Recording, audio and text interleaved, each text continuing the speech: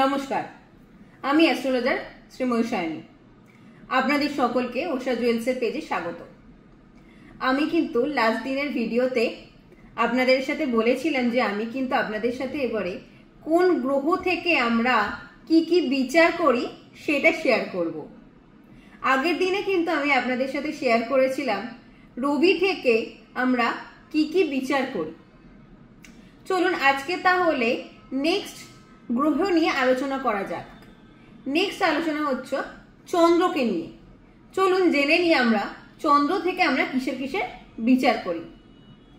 চন্দ্র থেকে কিন্তু সবার ফার্স্টে আমরা যেটা বিচার করি সেটা হচ্ছে মাতৃস্থান।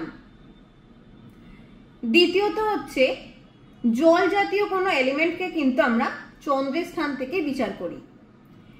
তৃতীয়ত হচ্ছে আমাদের প্রত্যেকের মানসিকতা, সেটা কিন্তু সবার প্রথম চন্দ্র থেকে বিচার হয়।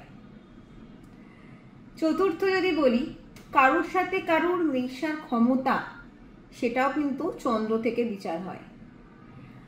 আপনি কোনো জায়গায় দীর্ঘদিন ধরে কোনোভাবে মানসিকভাবে লড়াই করে যাচ্ছেন, আপনার এই যে লড়াই করার ক্ষমতা, এটাও কিন্তু চন্দ্র থেকে বিচার হয়।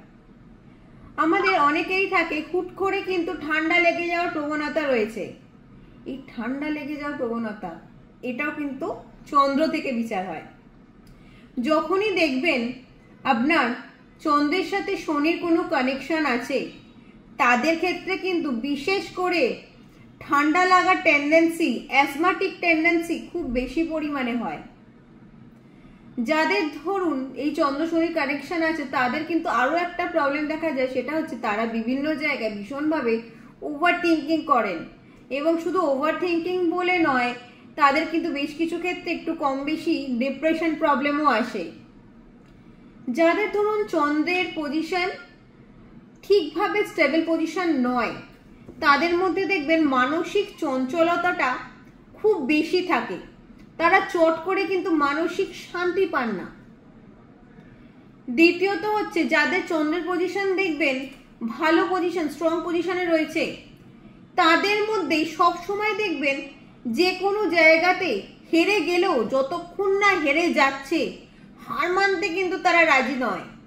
মানসিকভাবে লড়াইয়ের ক্ষমতা তাদের মধ্যে কিন্তু অনেক গুণ বেশি থাকে। অনেক মানুষ দেখবেন চট করে কিন্তু বুঝে নিতে পারে তার অপোজিটের মানুষটার নেচার কেমন। এটাও কিন্তু আমাদের বিচার করার ক্ষমতা দেয় চন্দ্র।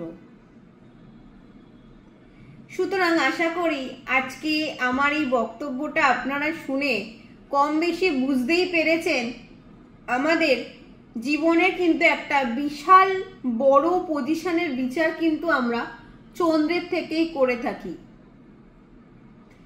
অনেকেই আমাকে প্রশ্ন মাঝে মধ্যেই করেন অনলাইনে যে আমার মায়ের শরীর ভালো যাচ্ছে না, মায়ের দিকটা আমি বুঝতে পারছি না, তিনি কবে সুস্থ হবেন।